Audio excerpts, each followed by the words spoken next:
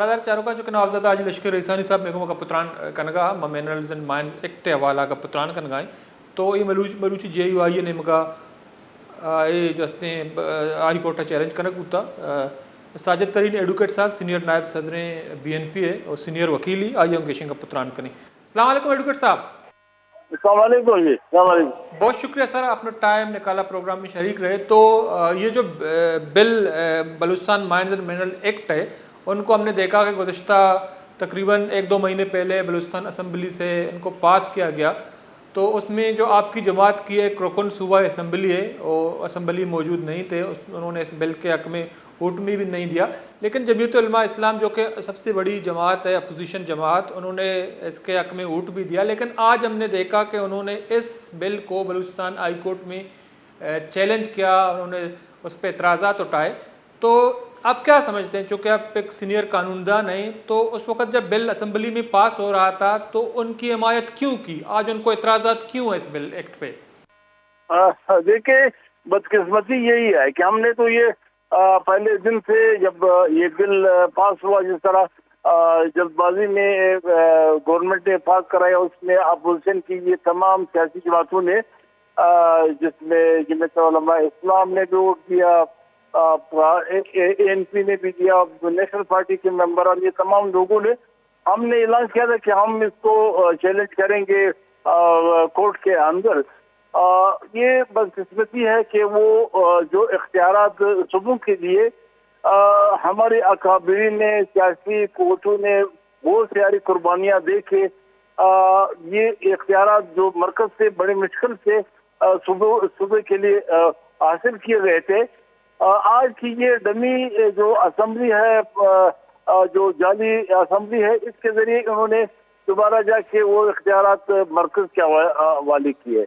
ہمارے تو شروع دن سے یہی بات پہ اختلاف ہے کہ یہاں پہ وہ تمام جو کانسٹیٹیوشنل ادارے ہیں اس کو چھوڑ کے ایس آئی پی کے ذریعے اور ساتھ میں ایفیکٹ کمیٹی کے ذریعے اس طرح کے فیصلے کیے جاتے ہیں.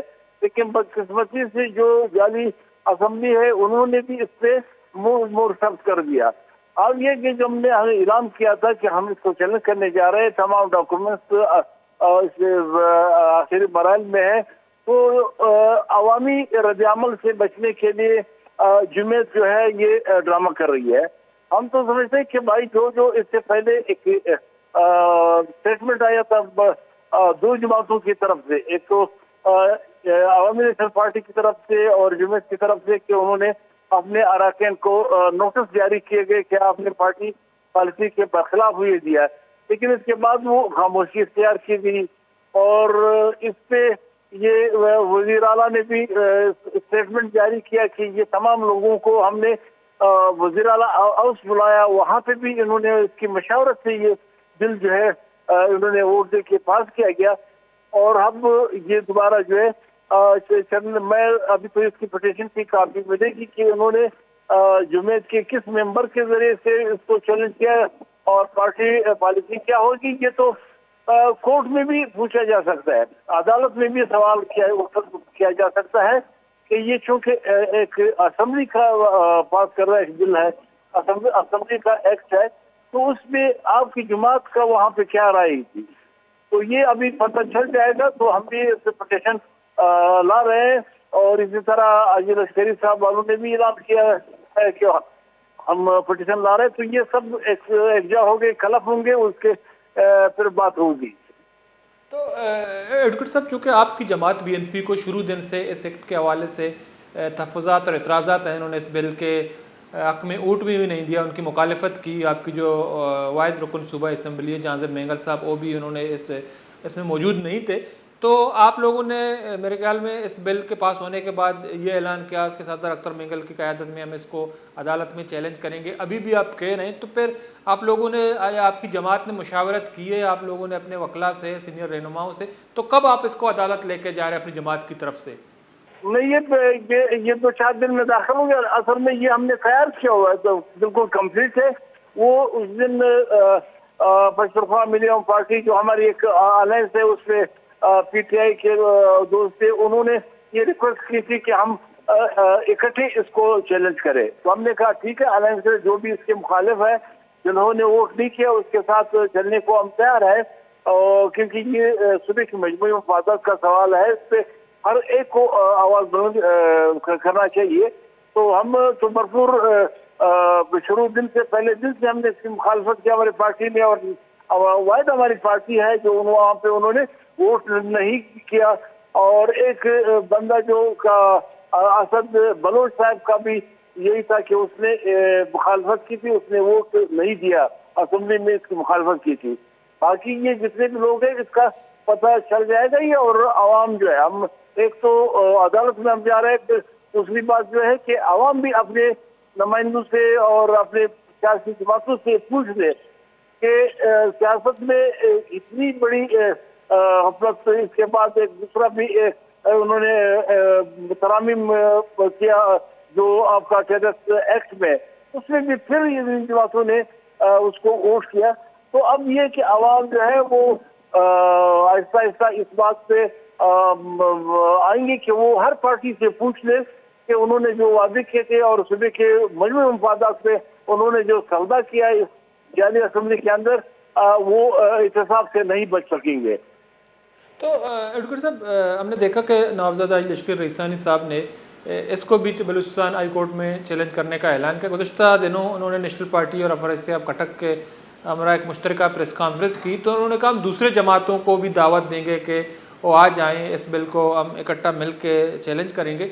तो क्या आप लोगों की को जो है इस पे मुशावरत के लिए दावत नहीं दी गई, या आप लोग इकट्ठे मिल के उनको बलूचिस्तान हाई कोर्ट में चैलेंज नहीं करेंगे? लश्कर रईसानी साहब की तरफ से आप लोगों को दावत नहीं दी गई है, क्या मामला है? नहीं, बात देखिए, बात यह है कि हमारी तो एक सियासी जमात पूरी पॉलिटिकल पार्टी ने इसको एक तरफ मुस्तरद कर दिया और इसके सूबे के मफादात से एक बुखारी ज़र्फ करार दिया गया। हमने तो पहले दिन से ऐलान किया था। उस दिन 2-4 दिन कबल एक फाते में मुझे आजी साहब मिले थे, आजी लश्करी रईसानी साहब। तो इससे एक दिन पहले मैंने एक इंटरव्यू में ये बात कही थी कि हम और उस शख्स के साथ ये चैलेंज करने के लिए तैयार है जिन्होंने इसको असेंबली में वोट ना दिया हो। मैंने आजी साहब से यही सवाल किया कि आजी साहब, जिन लोगों के साथ अपने मुश्तरका प्रेस कॉन्फ्रेंस की, सबसे पहले तो वो जमात अपनी पोजीशन वाजे कर दे कि वो उनकी जो पार्लिमानी पार्टी है, वो वज़ीर आला तो कह रहे, गवर्नमेंट कह रहे कि उन्होंने तो वहाँ पे उसको सपोर्ट किया। तो अब ये है कि इधर बार जो है जो बात कर रही है, तो हम समझते हैं कि अब ये है कि हमें सियासत जो है आवाम के साथ नहीं करनी चाहिए। ये पॉइंट स्कोरिंग की बात रही है, ये सूबे के एक बहुत बड़ी जो हमारे मेन जो शहर गए उसको इस तरह बंदरबाट जो है वो उस पे किसी तरह से भी सब्ज़बाजी नहीं होनी चाहिए।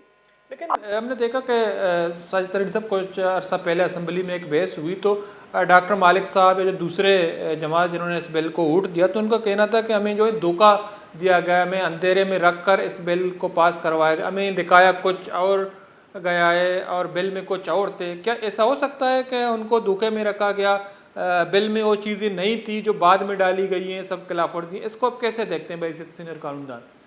देखिए, मैं नहीं समझता कि ये इस तरह के धोखाबाजी हो सकती है। एक कमेटी थी, कमेटी में ये बिलाया, फिर तो वज़ीर आला ने जो अपने स्टेटमेंट में उन्होंने इसकी वजाहत कर दी कि कमेटी में भेजने से कबल ही मैंने वज़ीर आला उसमें तमाम सियासी जमातों, हमारी जमात को छोड़ के बाकी सबको के सरबराहों को मैंने वहाँ पे दावत दी और ये डिस्कस हुई और डिस्कशन के बाद इन्होंने इसे इत्तेफाक किया और फिर असेंबली में उसको वोट दिया।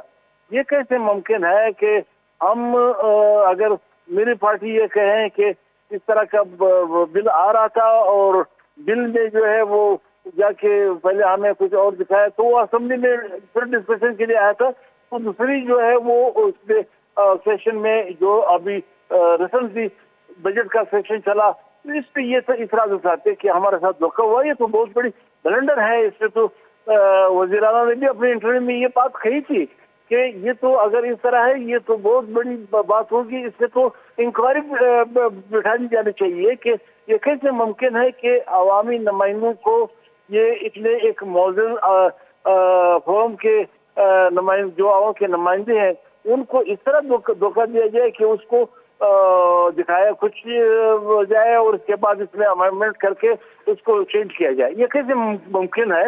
یہ تو بہت بڑی بات ہے. تو میں سمجھتا ہوں کہ ابھی یہ چیزیں ہمیں سامنے آ جائے گی. یہ تو کورٹ میں تو اسی لیے اس کے ساتھ وہ شامل اس لیے نہیں ہو رہے تھے کہ ان کی وجہ سے ہماری پوزیشن جو ہے وہ خراب نہ ہو، کہ پھر کورٹ عدالت یہ کہے کہ آپ کی ممبران جو اسمبلی ہے جو ایکٹ ادھر ہوا وہ آپ کی نمائندگی ہونے کے باوجود آپ نے وہاں پہ مخالفت میں ووٹ دیا اور ادھر آ کے پھر پوائنٹ اسکورنگ کے لیے عوام کو دھوکے میں رکھنے کے لیے اس کو چیلنج کیا جا رہا ہے.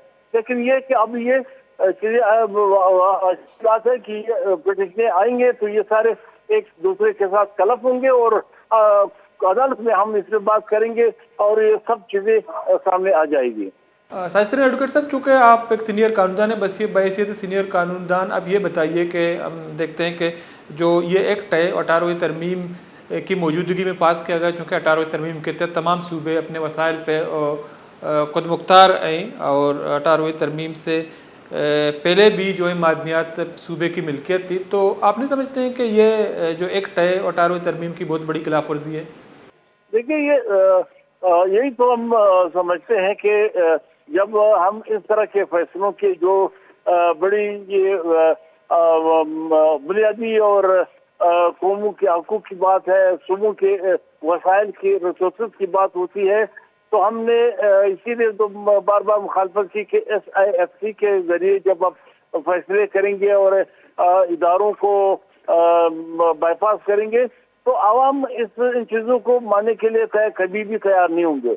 یہ 18ویں ترمیم کی موجودگی میں اور آپ کے کانسٹیٹیوشن کے آرٹیکل 172 کے کلاس 3 کے موجودگی میں یہ ریسورسز پہ یہ تمام جو ہے یہ صوبے کے اس میں ہے اور صوبے کے عوام کے یہ حقوق ہے. اس کو اس طرح بائی پاس کرنا تو اس کا مطلب یہ ہے کہ آپ نے 18ویں ترمیم کو اور کانسٹیٹیوشن کے آرٹیکل 172 کو سرے سے اپنے بائی پاس کر دیا، اس کی اہمیت کو ختم کر دیا. تو یہ سارے کوشچن ابھی آئیں گے تو یقیناً مجھے امید ہے کہ جو جج صاحبان اس کو سنیں گے وہ بھی اس صوبے سے کا تعلق ہوگا. بدقسمتی سے ہمارے ملک میں 26ویں آئینی ترمیم کے بعد بہت ساری چیزیں جو کنفیوز ہو گئی اور ہماری عدلیت جو ہے وہ اس کی وہ پوزیشن نہیں رہی ہے، اس کی خود مختاری جو ہے وہ سلب کی گئی ہے. لیکن اس کے باوجود ہمیں امید ہے کہ جو جج صاحبان اس کو سنیں گے تو وہ کانسٹیٹیوشن کے اندر جو ہے وہ ان تمام چیزوں کو سنیں گے اور ہمارے حق میں فیصلہ دیں گے. ٹھیک ہے، بہت بہت شکریہ ساجد ترین ایڈوکیٹ صاحب، سینئر نائب صدر بلوچستان نیشنل پارٹی کے پتران کا نگاہی بشک ہمیشہ کہ یہ 18ویں ترمیم میں بالکل خلاف ورزی ہیں اور 18ویں ترمیم میں درچہ صوبہ کے ہستہ آنی معدنیات آنی ملکیت ہیں تو بلوچستان دولت کے ہستے یا معدنیات کے ہستے یعنی وارث بلوچستان ملک. بریک کی ضروری پتہ میں کہیں گے پتران